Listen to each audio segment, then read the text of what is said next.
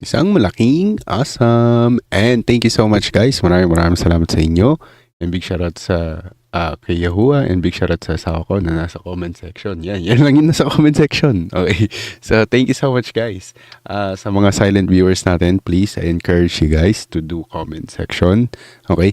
Kasi ito na yung chance natin.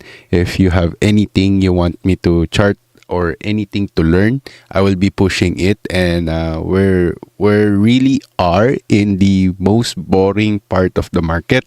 And if you're still wanting for a crash to happen in this market, I think there is one thing that you really have to watch out for. At yan yung mga pag-uusapan natin for this live. Okay?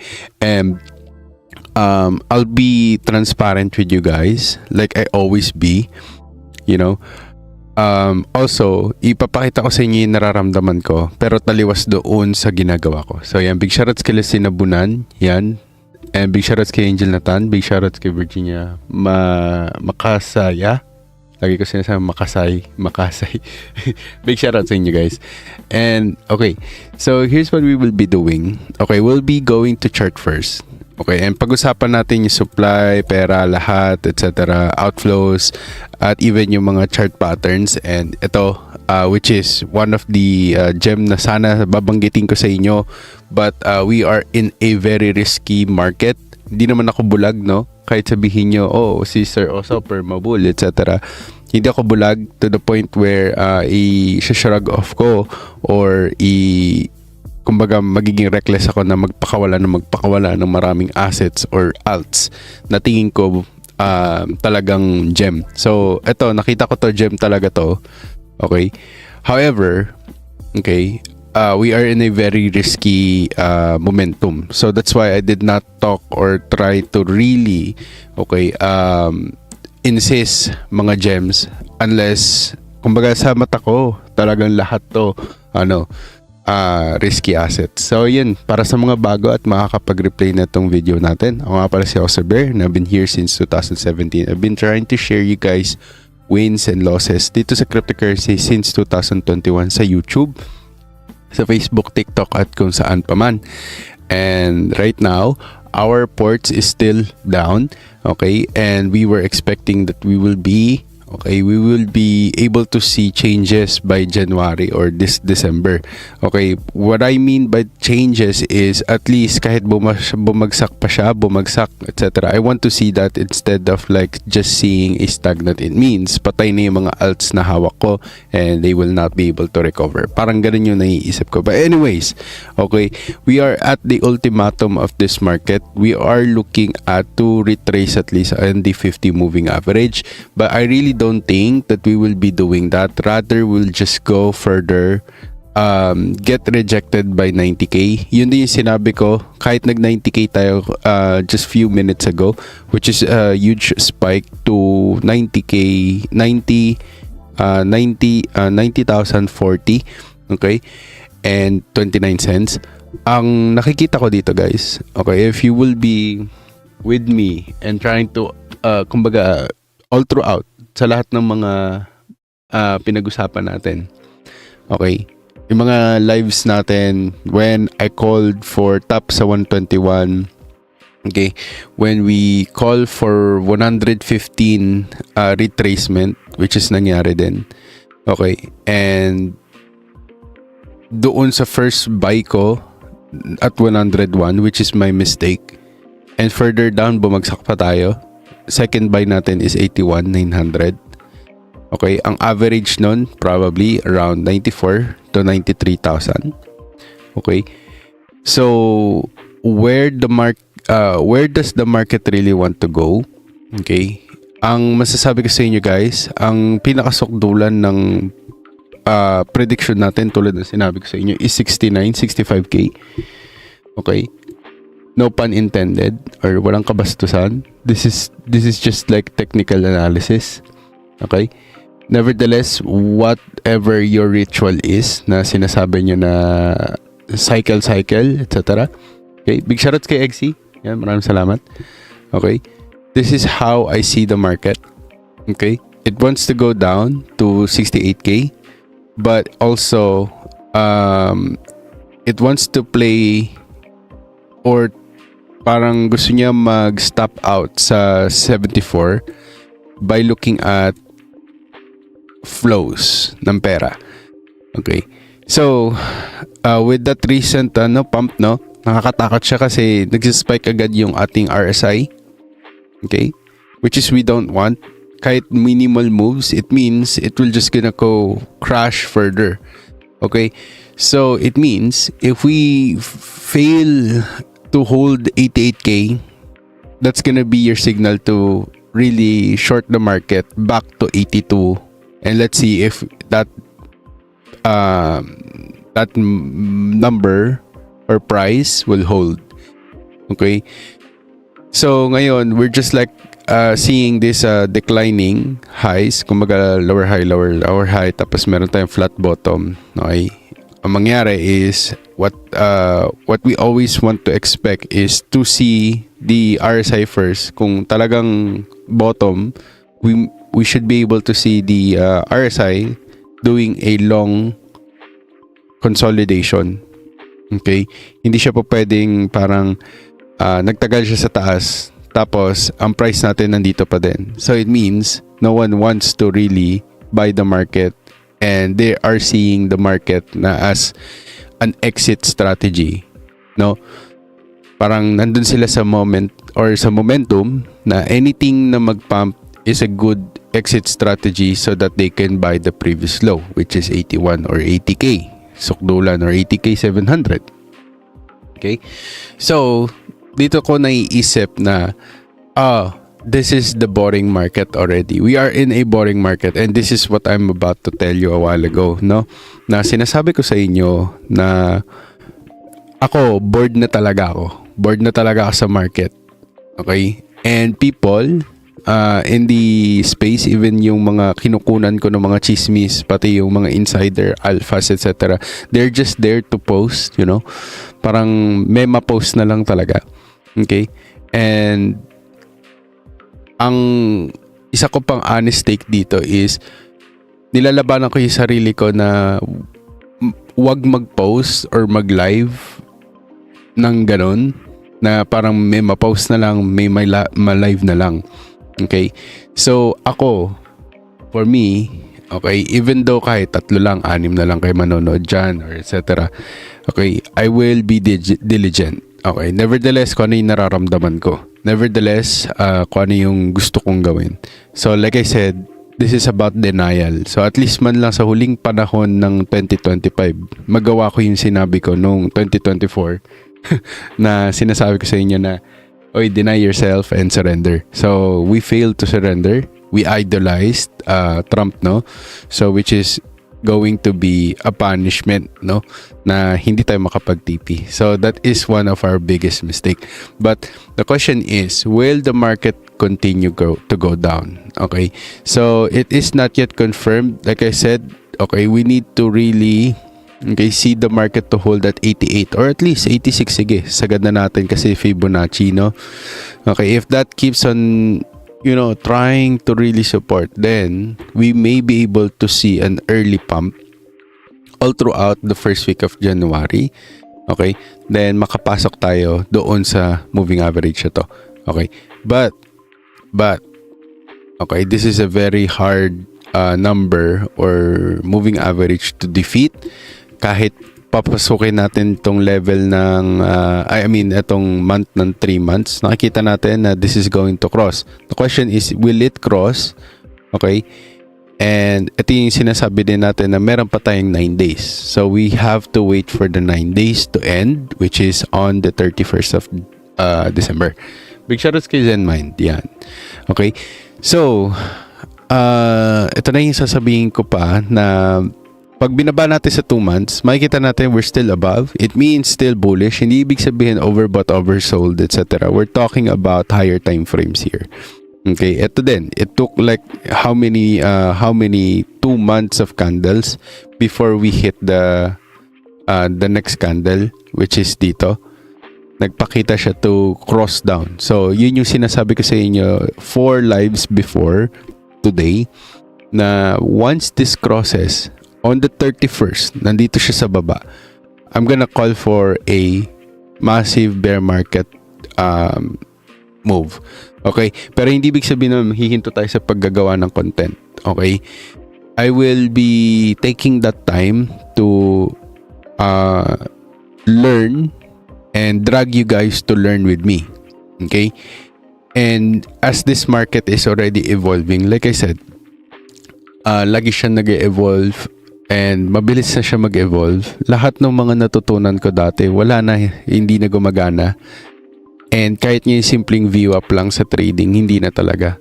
Kasi, ewan ko, there is a broken or a glitch in the system that I think really broke the whole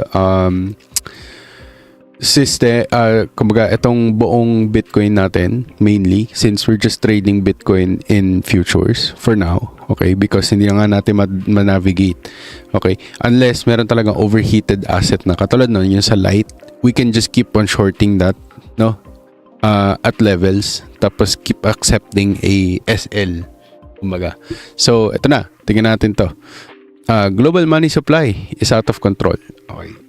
This is gonna be somehow at the neutral side. This is still an alpha, no? Maaga pa tayo dito. Okay. So this will manifest 3 months from now. Okay, which ilulook back na lang natin to. Okay, once this manifests or materialized, what will happen is, okay, the supply goes where? On risk on asset, no? So global money supply is now up to a record of 45 trillion. Okay, we're talking about trillion. Okay, this comes as China M1 money supply has risen to 16.5 trillion. Okay, an all-time high. China has driven the majority of global money supply growth this year. So, China is currently the largest producer of narrow money in the world, accounting for 37% of the total. Okay, so this is how I think what is really happening. Okay, they're turning their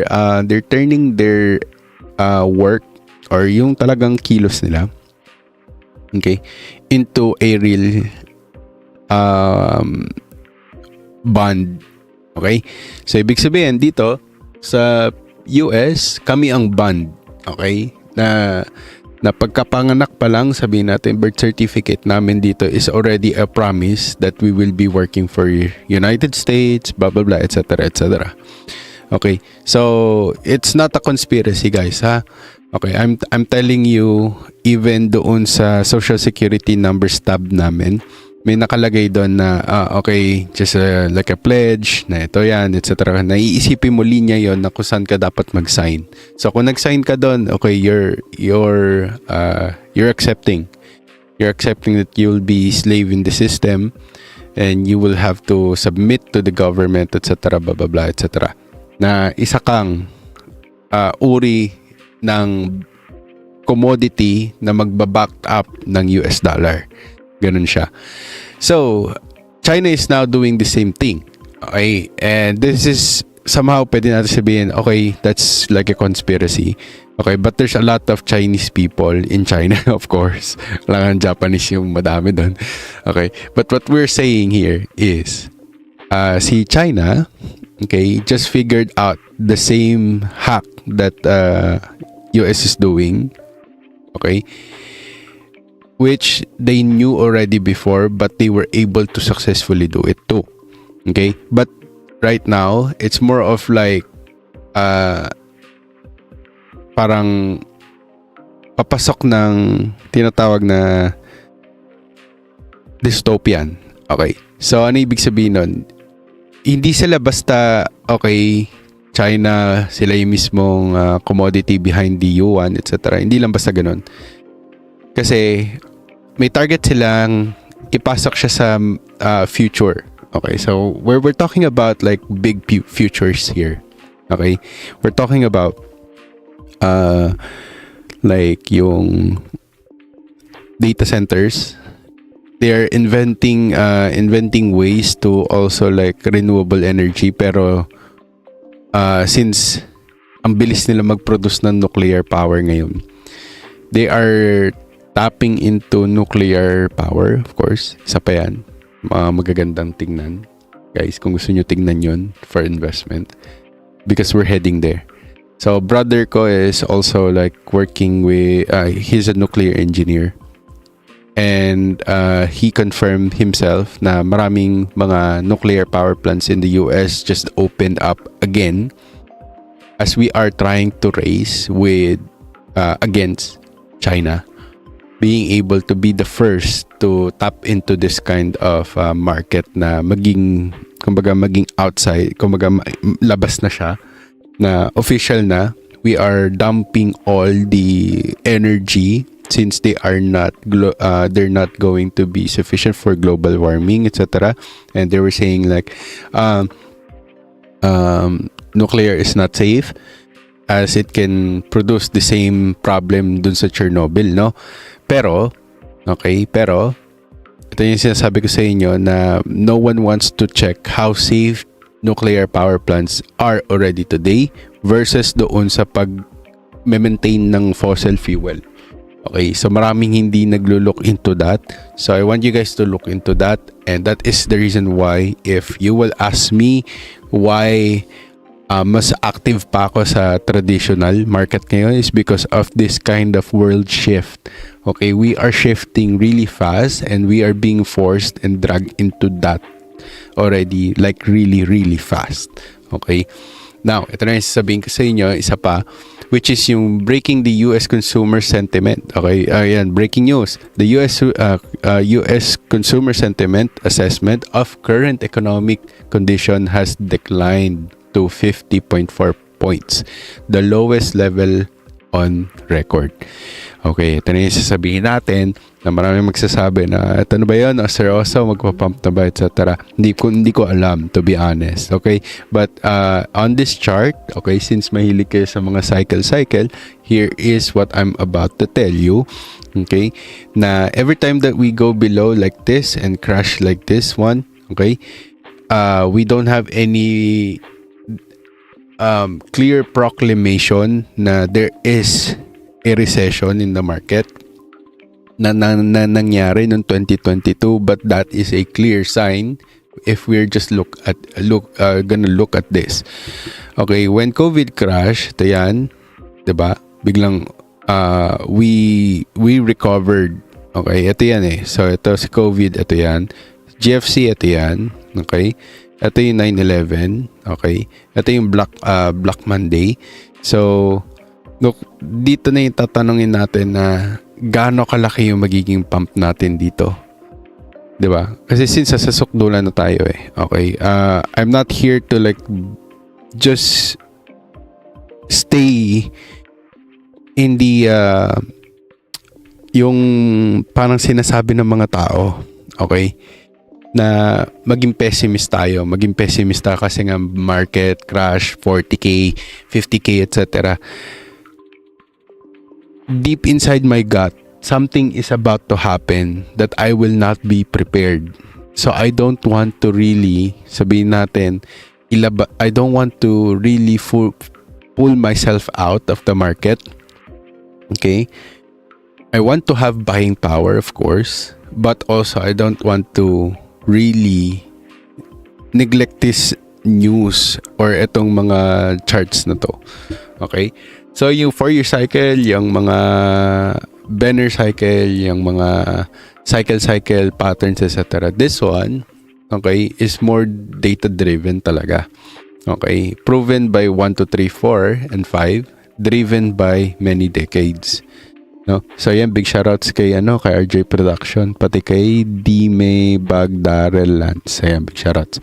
Sabi dito, nuclear power is safe. Yung nangyari sa Chernobyl dahil tinipid yung materials para sa safety mechanism. Yes, this is true. Ito yung one of the pero I really think that was an attack as well.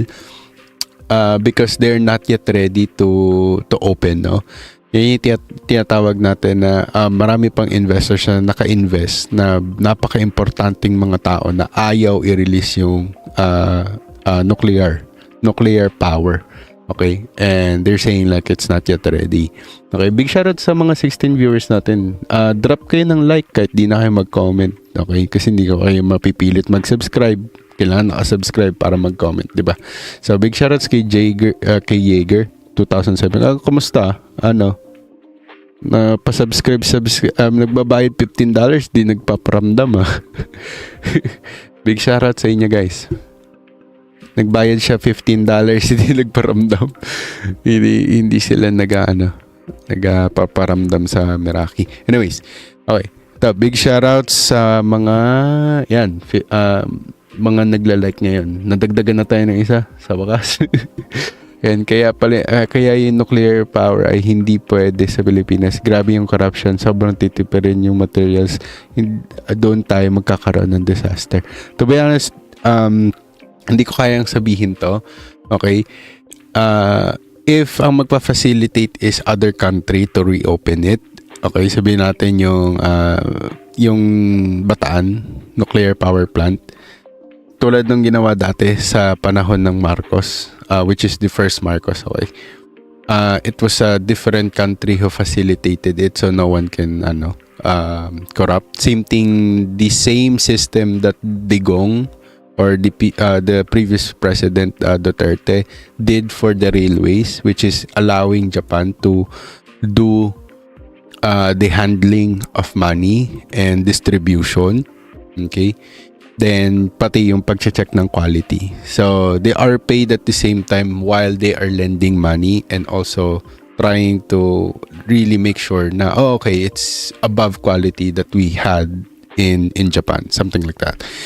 So yun yung hindi gagawin ni Bongbong Marcos ngayon. Okay, ayoko na magsalita pa masyado on that one because it is super controversial. I don't want to talk about or tackle yung mga controversial kasi many of you guys, okay, I don't trust yet in terms of like you guys understanding, okay, my sentiments sa mga ganito, okay, which is I am fair as well to also tell you na I deny myself, but if you learn to deny yourself too, you will not be hurt doon sa mga ganito na parang at the middle and just telling you the truth, what is really happening.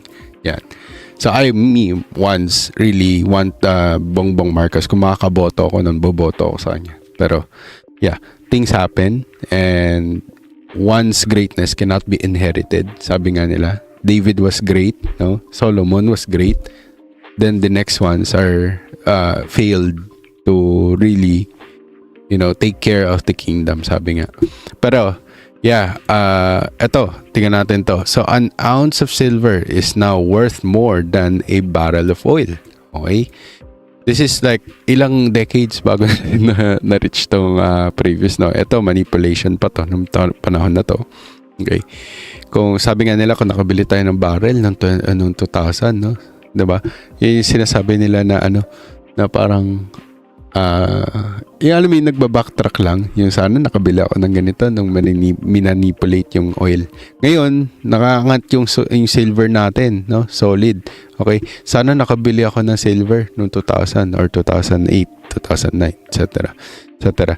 So, ganun din yung sasabihin mo sa panahon na Bitcoin was under under 20,000 before. Sayang, sana bumili ako ng madami kasi ngayon 120 na, something like that.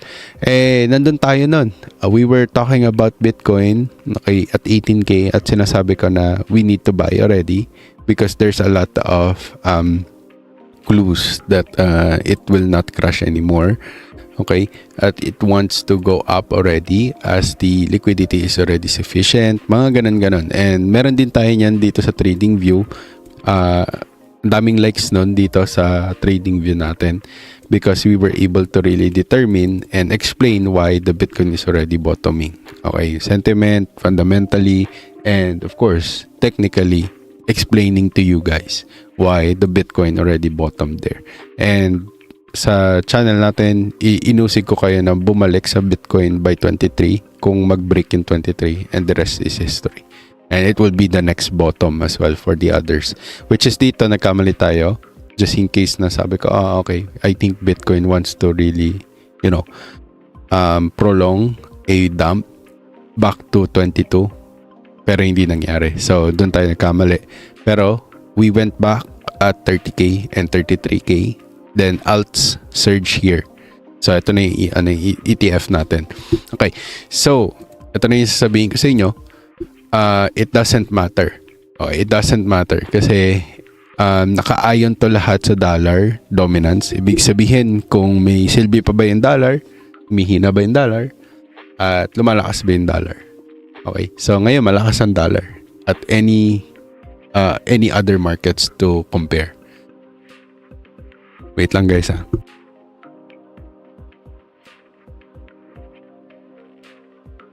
Okay, so yan. Ito na.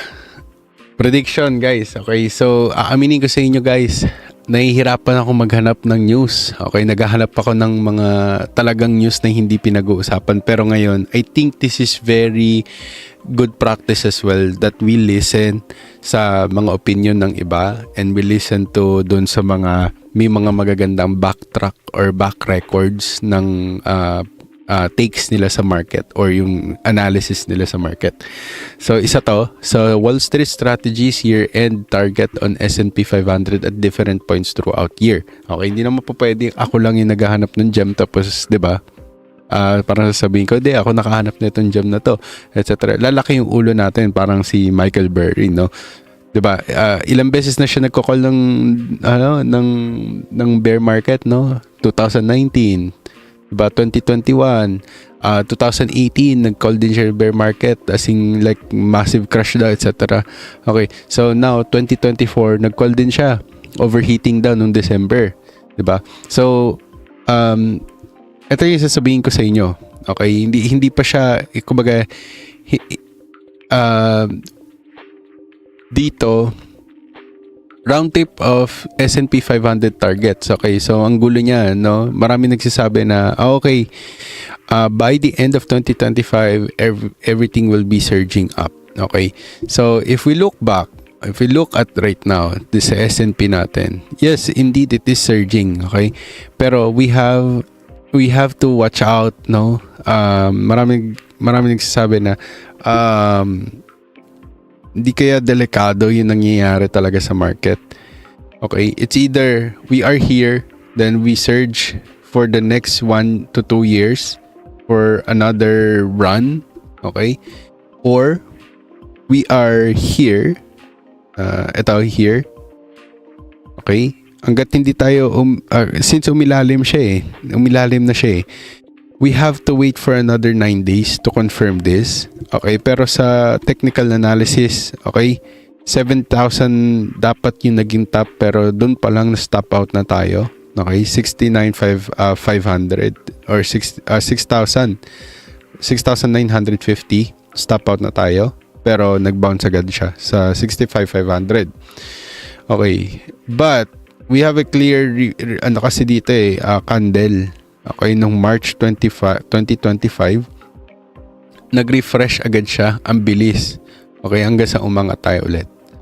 Okay, does it want to go back to 6,100 on January, tsaka tayo aangat ng 7,000 to 8,000 hanggang mauntog tayo sa 9K?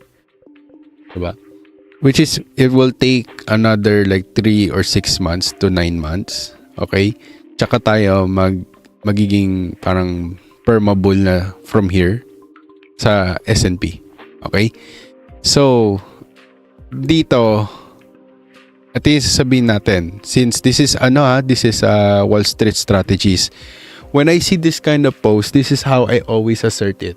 I'm gonna reveal it to you. When I see this, I know that this is not the real thing that is about to happen and is happening. Okay? So, meron sila yung tinatawag na the start of 2025, they were saying like every time is gonna go up, pero lagi naman sila nagre-release, no, ng yearly. Okay, so dito ko din nakita to, Stop Believing Wall Street podcast. Okay, forecast, not podcast. Here's why. So every year with confidence, diba, yun nga din sinabi ko sa inyo, dito ako nadala sa Wall Street. sinasabi nila cryptocurrency, Q1 is good because Donald Trump. Okay? So here's the uncomfortable truth, and isa pa sa mga natutunan ko throughout. Yung consensus target natin lag the market by 2 months. Ayun sinasabi ko sa inyo. Kaya tayo nasa 2 months, 3 months time frame. Okay? So, ito na. So what are these targets really? Sentiment labels. A narrative tool to justify what already happened. Price is the leading indicator. Wall Street forecasts are just a commentary and stop using them as roadmaps. Be honest. Ayan. So, do you follow forecasts? Ayan. So, for me, like I said, ganun din yung ginagawa ko. Okay. Kung sabihin nila aangat na on this moment, okay, we have to really pause. Okay, kahit sa Fibonacci makikita natin gusto niya muna mag-retrace on January, February, or March. Tapos tsaka to angat. Or probably mapaaga. Okay. But here's what I can see. Okay, this will slow down kasi hindi naman siya as risky as Bitcoin. Okay. So, with Bitcoin, okay, super risky kasi malaki pa yung chance niyang umangat, etc. And it has a fixed price. S&P, collection of assets, diba? So, we have to check. Okay, first. Okay, baka yung next buwan natin ng January, mag-produce dito, mag-open dito. Okay, then 2 months. Okay, tsaka natin ma-determine na angat na talaga tayo. Okay, but the clue is here already. We already reset. Okay, same thing here. We already reset here. Para tayo mag-dump is imposible. Okay, kasi ang ganda ng reset natin From that, from this 618 fake breakout, binawi siya agad in 2 months. Hanggang sa 2, 3, 4, actually 2, 4, 6 months. Okay, 6 months of bear market. Tsaka tayo nag 6 months sideways and another 6 months 2, 4, 6. Yeah, 6 months of bull market for this one. That's retrace. So same thing here. Okay, I'm just looking at the potential moves. Okay, that this is already just going to be a retrace. Okay, yung open natin pwede mag-retrace ng parang ganito. Ito. Then tsaka tayo bibigyan ng another 2 months of great pump, which is, this is your clue na magkakaroon din ng altcoin season, which is lagi ko tinitignan SPX, Bitcoin dominance, tapos dollar weakening, DXY. Isa yan sa mga lagi kong kumbaga pinupunterya if talagang totoo bang magkakaroon ng surge sa mga alts natin. Pero kita natin kasi nag-break doon lang ako umasim. Okay, nakaangat naman siya. Gusto natin angatan pa to. Okay, dapat yung susunod nating 2 more months. Okay, sabihin natin ito mag-sideways siya ngayon sa susunod kasi maggaganito siya. Okay, huwag tayo mag-break ng 6,100. Okay, kasi magiging end of cycle yan. Okay, kasi kita naman siya sa Fibonacci. We don't like that to be broken. Yun lang yung talagang iniingatan ko, which is on 9 days from now, makikita agad natin yan. Okay, so eto na. Malupit to. Okay, according to the tokenomist, okay, which is economist ng pagbabasa ng tokenomics. So, ito na. Tingnan natin. Large single unlocks. Okay, so HXPL, okay, Jupiter, tapos soon. Okay, pero tayo XPL. Okay, kasi titignan ko siya as gonna be the future. Okay. Jupiter, bumitaw ako. Okay, kasi wala na yung narrative ng pabigay-pabigay Okay. Lalo na yung parang delikado siyang gawin ngayon. Yung pabigay-pabigay, airdrop. Why? It's going to be just a feast for selling. Kumbaga, maraming magsisell. 18 viewers guys, please drop a like and share, subscribe ha. Please. Yan. So, large linear unlocks with daily releases exceeding 1 million over the same period. Include Rain, Sol, Trump, WLD, Doge, AVAX. May nagsishil pa nga sa akin ng rain, sabi ko, ayoko. Kasi risky na talaga yung market. Even Aster binenta namin, okay? Binenta namin for buying more hype, no? And AVAX, okay? Kahit magbagsak yung AVAX, okay? Hindi na to mawawala. Yung hype hindi na mawawala. Guys, yung hype token, okay? Baka sabihin naman ng isa dyan, hype tayo. Okay? Hype token, okay? Yung hype na magiging coin kasi they will be releasing their own blockchain. So, yun yung isa sa mga bullish na inabangan ko. Okay, it's impossible that will be a sell the news. Why? It's because it is a DeFi. Then, they're just creating their own blockchain. So, what are the chances na mamigay sila sa punto ng pag-release nila is sinakto nila sa totoong bull market? Diba? Pwede yung mangyari. But, my prediction is most updates will be happening by February. Kasi lagi naman 3 months yan, di ba? Outflow ng November, December, January, February. February is going to be a lot of like release ng mga mararaming updates ng project. They're upgrading their consensus, they're upgrading their governance. Mangyayari yan. Kasi ganun din yung nangyari ng 2021. 2017 ganun din yung ginawa nila. Pag ang daming nag-update ng mga alts assets na kumbaga nangungunang-una sa mga altcoin season, yun ay indication talaga na meron there is a huge speculation altcoin season is about to come, and they want to be the first ones to receive those money so that they can use that and use that as a leverage to buy other assets na competitors nila. Nangyayari yun sa economy. So, yun din yung nakuha kong idea dito sa report neto. Okay, hinalam ko kasi siya kung nasaan. Pero anyways, kayo na rin umalam kung ano yun. Okay, kung nasaan yun. So, sinend ko din kay GB actually yung report na yun. Hindi ko pa siya pwede i-release. Why? Is because binabasa ko pa, madamot ako, i-gatekeep ko muna. Kasi hindi ko pa siya naiintindihan, ang hirap talaga kasi pure fundamentals. Pero yeah, digital asset investment products, okay, so US 952 million dollars in US in outflows. Okay, driven by delays on the US Clarity Act. Ito yung sinasabi ko sa inyo no last time, okay? Mabilis madismaya yung mga tao sa mga bad news ng US government. Okay? And I tried to give a take on the US Clarity Act and also with the Genius Act. Sinabi ko yun sa inyo. There's a reason why this is delayed is because hindi pa nakakaupo yung Fed chair, hindi pa nakakaupo yung SEC natin. Hindi kumbaga kung makaupo man sila, they have to really set everything up already first, okay, before they already release the Clarity Act. Because what?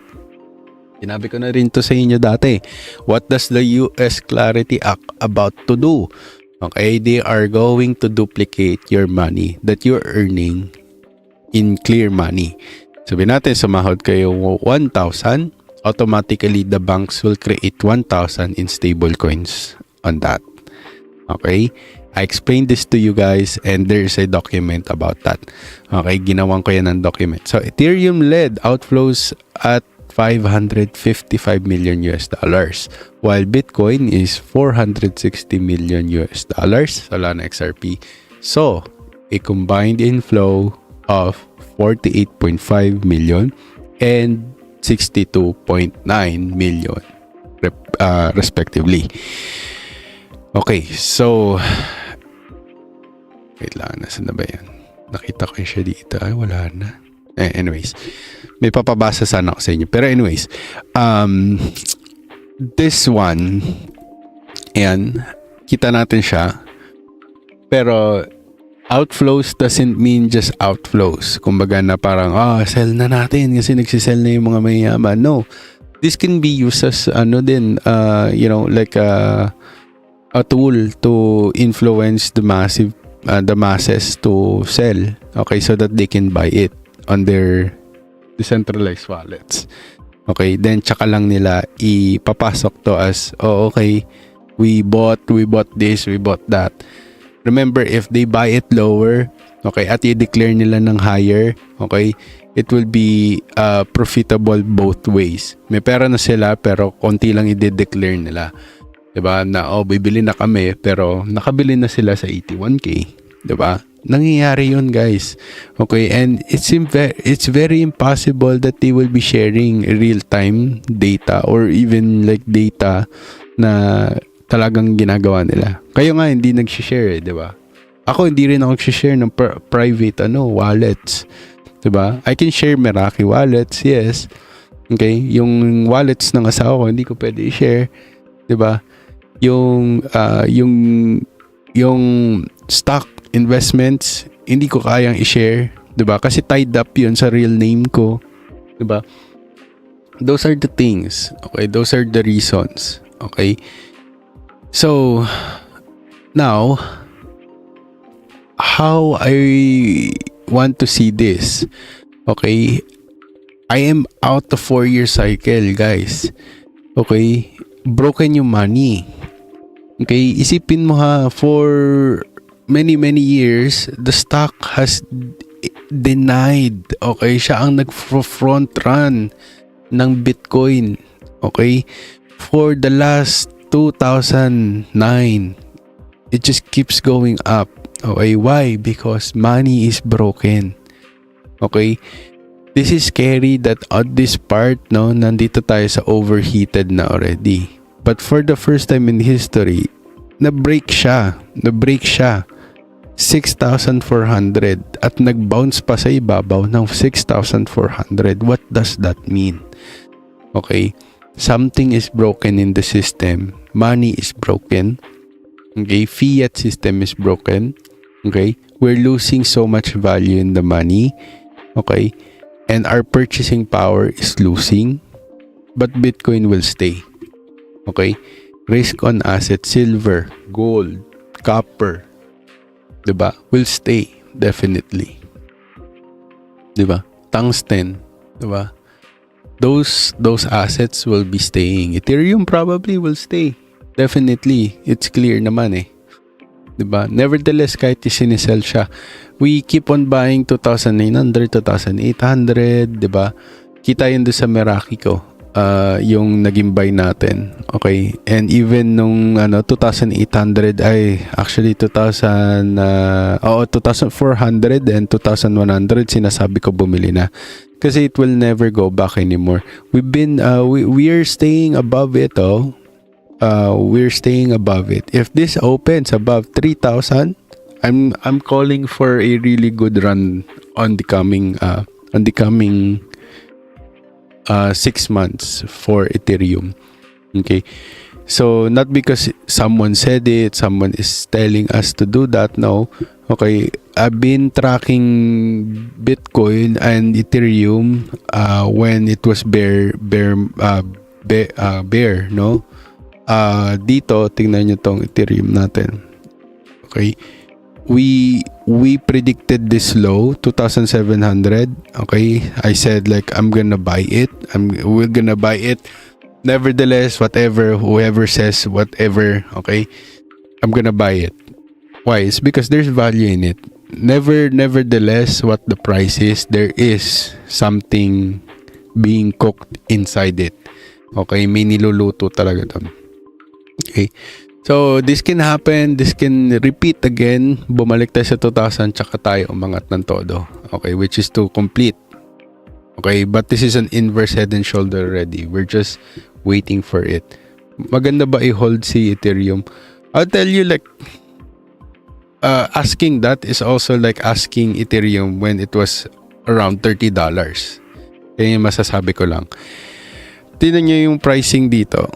Ganyan na yung nangyayari sa atin, but in a longer scale. Okay, hindi lang natin nakikita. Nabubulag tayo kasi sobrang ikli ng mga panahon dati. Ngayon, sobrang tagal. Why? Because money is broken. Okay, someone is pushing the price to be at a certain price only because they are taking advantage of the yield. Okay, when there is silence and then someone put in and rushes a lot of volume in the market, it produces a lot of yield. Okay? They like to play with the yield, as yield is more profitable right now than holding, than buying, than selling, diba? Than leveraging. Okay? No one wants to play the yield. Why? It's because it requires a lot of money. It requires a lot of tenacity, of course. It requires a lot of resilience. Tapos it requires huge amount of patience. Isipin nyo yun, diba? Ang hirap simulan yun kasi isipin mo 10 years from now, 5 years from now, kailangan ko lang i-hold tong tong yield na to. Kailangan ko lang ipaglaruan to. Then pour a lot of money. Paano ko mag-dump? Paano ko mag-ganito? Etc. But if you started nung nasa 20k yan, malabo bumagsak sa 20k yung Bitcoin. Malabo yung price to go back to $300 ng Ethereum. You will just look back at it na lang. Diba? Kung nag-yield lang, yield play lang talaga. Diba? Hindi nagbabago yung system eh. DeFi will always initiate the bull market. And if you're not in DeFi, you don't like DeFi, not even try to read at least what is TVL, you're gonna lose a lot of opportunity. And that's how you also look for the gem. And that's the reason why there's no gem being released here in Oso de Chismoso. Because that is my gatekeep. Kumbaga, doon ako nagtitingin muna sa DeFi. Okay? If walang pera, walang sa DeFi, wala akong makitang kahit luck nga lang, hindi ko siya ma-declare as gem. Okay? Sobrang speculative, sobrang risky nung sasabihin ko na itong asset na to, sobrang ito. Without like even understanding its DeFi. Okay? So DeFi, we have to really study DeFi. Okay? Hindi dahil SMC, hindi dahil, ICT, hindi dahil, we just wanna be smart, that's the basic. Okay, we have to really go back to basics, especially at this moment in time of the market. Okay, again, it can prolong until na nandito tayo sa ilalim ng level netong moving averages na to. Okay, pwede tayo magtagal dyan until January if this market is really refusing to go down. Okay, but I still want this to happen for Ethereum before we really go up, which is to touch 2,000 and 1,800. Okay, which is, it's already trying to form a head and shoulder. I think it is trying to break that head and shoulder, kaya siya nagsa-sideways at sinasakal yung prices. Okay, whoever who has this kind of power, ang lakas nito para ma-influence natin yung buong market to stay here. Diba? Very important key players yung mga ganyan. So, ito na. Dito sa Light Labs natin. Diba? I was about to really push this kasi nung nasa $1 siya, $1.10, tapos it went down a little bit back to below $1. I was about to really show this. Kahit nung umangat na siya dito, $1.40, 43 cents, 42 cents. Grabe, kating-kating na ako i-push to. Pero sabi ko na, not even me gonna buy it muna. Why? Okay, even though it's like a Bitcoin, it's already Bitcoin narrative. ORD, we will be able to see ORD already coming back. Parang ganun yung mga sinasabi ko. Kahit yung ORD nasa $1. Diba? Gustong gusto ko magpakawala ng mga gem. Isa yung light. Pero yun nga, prone talaga yung market. Okay, once we see profits, everyone is eager to really take profit. And it will be as if they will be robbing you money anytime. That's why I don't want to move gems. Okay, unless it's a narrative changing update. Sabihin natin hype, buyback, update on the buyback mechanism. 99% ng kanilang fees will be going towards the buyback. O, di ba? Bullish yun. Okay? Ganun lang. Di ba? Ayoko yung parang sobrang speculative yung mga tao. Hindi, ito gem to, pero walang dahilan. Wala akong makitang sobrang life-changing or technological change na makakapag-push para masabi ko na bili tayo light. Scary talaga. Pero on technical analysis wise, yes, it is forming bullishness and there is a BOS clearly, 'di ba? Tapos it tried to retrace on the fair value gap only to push it to $4 or at least $4.50. Tapos biglang bumagsak. 'Di ba? Hindi din ako na-fascinate na umangat siya ng $4, etc. Kasi I know something is about to happen but I'm just not too confident to really also short it. Okay? Kaya magmumukha tayo, sabi mo, hindi mo naman ginawa, etc. Diba? Because there's so much risk in the market. Why would I do that? Diba? But you can freely eyeball the market as a practice. Diba? This is how you will learn. Okay? You live in the market, live in the times of market na sobrang bearish. 'Di ba? So, ito yung sabihin ko sa inyo. Okay, I want to show you finally my takes.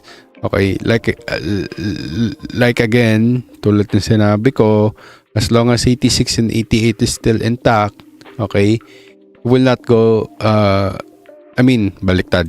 As long as 80k is still intact, it will not go to 69 or 70. 78 is ito, 68, 70. Hindi siya babalik dito.